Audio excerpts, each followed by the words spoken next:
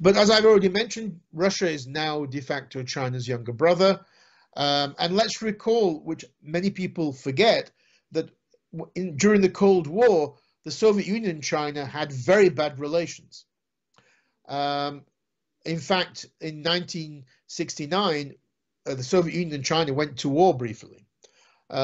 So that kind of disquiet amongst Russian nationalists about China is very deep, particularly because large parts of eastern Siberia were occupied by Russia, by the Russian Empire, and stolen from China, and China has never forgotten that.